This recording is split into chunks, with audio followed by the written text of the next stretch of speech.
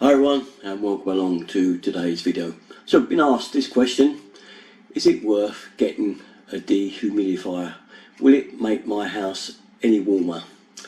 Good question. Indirectly it will, yes, but as a heater standalone, no. But let's delve into this a little bit more deeply, shall we? I'll show you mine first. Here then is my dehumidifier, and as you can see the monitor is reading 71 here in this hall. Now 71 is a little bit high.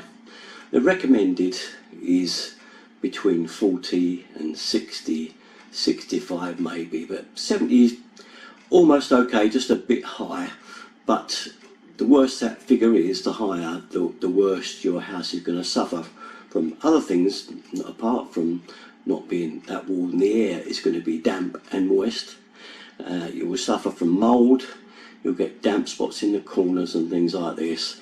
Wallpaper will start peeling off the walls. That sounds bad, doesn't it? But you get all these kind of things. If you live in basically a cold flat in an old building with no double glazing, nothing like this, no insulation, you're fighting a losing battle. And really, if you want to get that flat warm, you're going to need a dehumidifier running virtually all the time. Just keep that air, that moisture out of it, and get that dew temperature down. I'll show you my hydrometer which I've got, and this gives you a good example of it. It's 71 there, but if I go up to my bedroom I'll give you a reading when it's up there where there's no heat or nothing on at all, and you'll see what the reading says there. So we're up in my bedroom and you can see that the reading on the hydrometer here is 79. It's 18 degrees and it's a lot damper, if you like, by another 10 than the hall. Now my Miko dehumidifier is here because it's in the centre of the house. I've got two bedrooms up on the left, up these stairs I'm sitting on right now, and the kitchen and the lounge diner and a further room to the right, so it's kind of in the centre of the house. Now as you can hear, it does make a noise, and this is a quiet one, but you can hear it humming away. Unfortunately it's just a bit too noisy at night. We can hear it, so we tend not to put it on, which really is when you should have it on, really, but it's one of those things. Now you may think that's still a bit high, but at the end of the day we live in an old house. It's a 1960s house, and although it's had all the things done, double glazing, etc, etc, it's not like one of today's modern builds that have got all the latest insulation in there. So that's pretty good reading for a house of this type and age. So what we're saying here then is, yes, a dehumidifier is a good item and it will help with your heating costs, because although you've got to run it, you've also find that your heating will work a lot more efficiently. Now warmer air with the moisture taken out of it, if you say, heats a lot quicker. It feels warmer than trying to heat up cold, wet, damp air.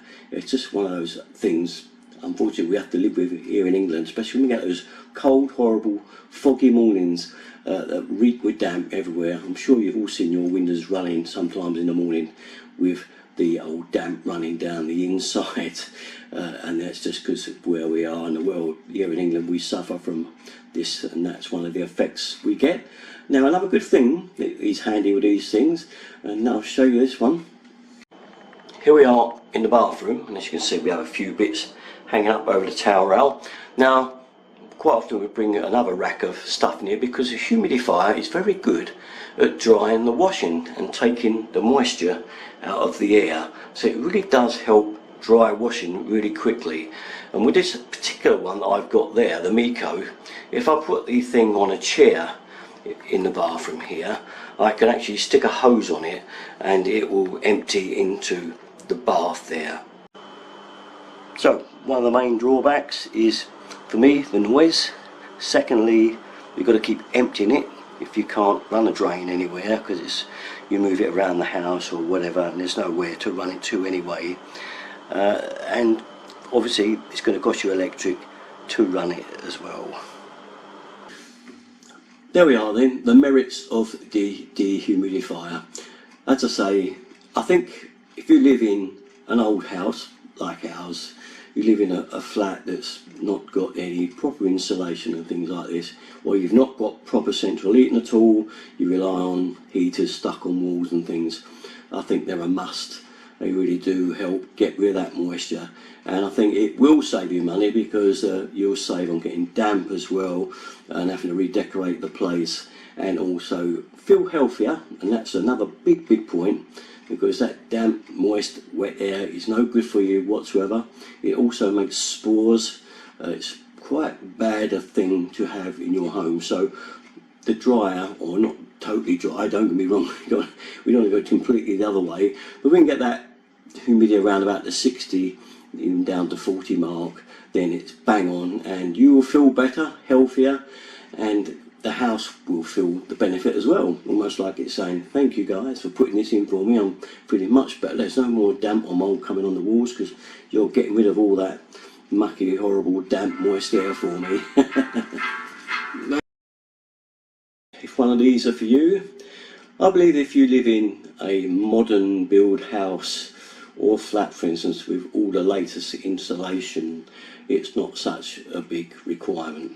You're probably going to find that you've got really spot on air quality in there. Always worth getting a hydrometer and checking out yourself what you're getting. If you feel you're getting it a little bit high, get yourself one of these. Let me know what you think about them, if you think they're any good or worth having. I'd like your opinion in the comments below.